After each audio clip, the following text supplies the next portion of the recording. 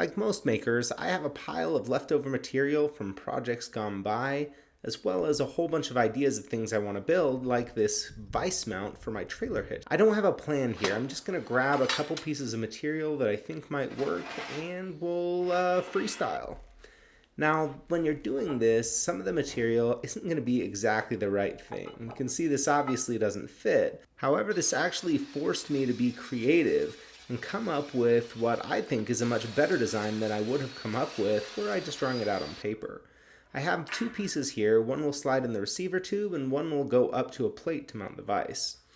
Now, to take care of that fit problem, I have some plate here that I think I can use as a spacer. And I'm going to cut it with this Evolution track saw. This is something new, and it's really a cool way to cut long sheets like this. I've cut that strip down to some short lengths, and in this one I'm drilling 3 holes. I'm going to use those to build a mechanism, sort of a clamp, to be able to lock it in place and keep it from wobbling around in the hitch.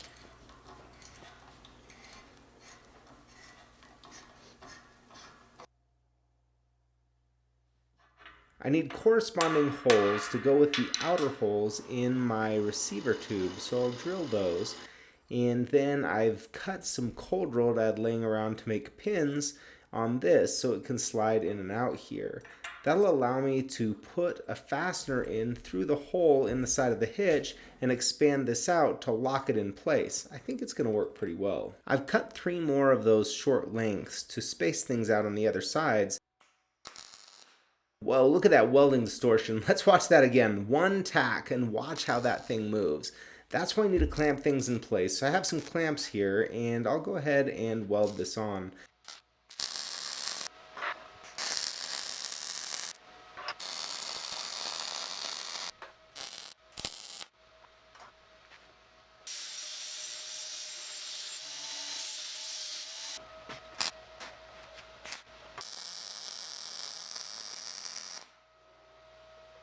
Now I'm going to cut the vise mount plate, and this is going to be another piece of that same 1/4 inch thick steel.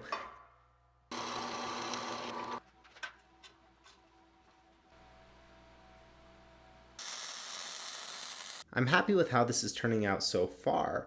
I can go ahead and mount the vise in place now just with 3 fasteners, and I'll cinch them down real quick there.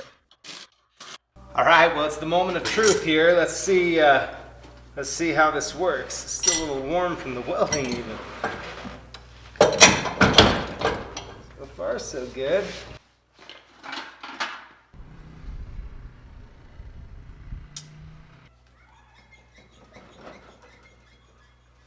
I'm going to lock my tailgate to make sure it doesn't smash into the vise, and it's not a good idea to leave this in while driving around because it doesn't have a through pin.